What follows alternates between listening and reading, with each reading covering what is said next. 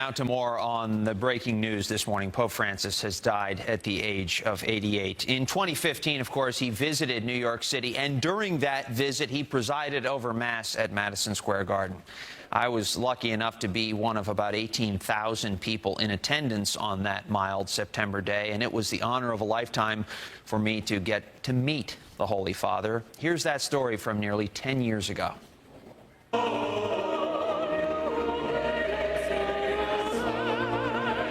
As Pope Francis processed to the altar at Madison Square Garden, he was close enough for me and my camera to touch. I was fortunate to be invited to the Mass by Abril, a master silversmith and longtime friend of the Holy Father.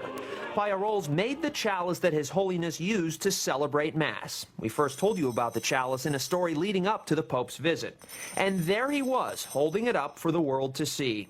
The chalice was made of melted silver jewelry that people from all across the U.S. donated, so the Pope held a part of each in his hands. For Abril, it was emotional and unforgettable. All his work and more than a decade of friendship culminating in that moment. He, along with the rest of us at the garden, stood and applauded for a long time to show our appreciation for the Holy Father. Almost as soon as the Pope walked past me at the end of the Mass, a guard whisked us to a private room behind the altar. And there he was, the Holy Father, ever humble, ever gracious. I shook his hand and hugged him. I asked that he pray for my loved ones, and I promised to pray for him too. I also wished him safe travels. One of his guards handed me a set of rosary beads. Then we left the room and allowed him to greet a few more people. It had been a very long day. We saw him one more time in the back seat of his Fiat. A light illuminated his face perfectly, so a bit of a smile was clearly visible as I stood and took this photo just a few feet away. Then he left to turn in for the night.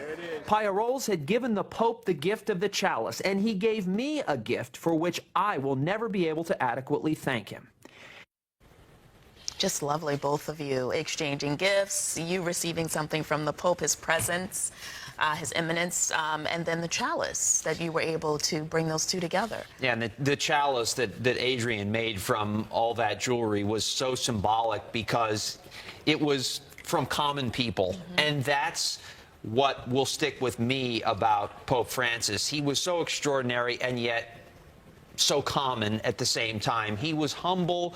He asked for just common, everyday people like you and me to pray for him as he had this massive responsibility of being at the head of the Catholic Church. And I think that's how he will be remembered, both extraordinary and ordinary simultaneously. Absolutely. And if you're just waking up and just joining us, Pope Francis has died at the age of 88.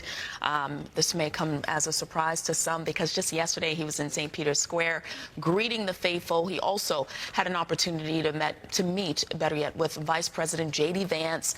So waking up to this news was certainly something that many of us did not expect, especially since he seemed to almost rebound from his hospital visit where he was hospitalized for a month. Yeah, it was with so touch and go for that month or so. You know, we were all checking minute by minute, hour by hour for updates, and then I think whenever he got out of the hospital, we all exhaled, we breathed a sigh of relief. But you know, he was 88 years old, and we were never ready for this day. Yeah, and we are definitely sending our prayers.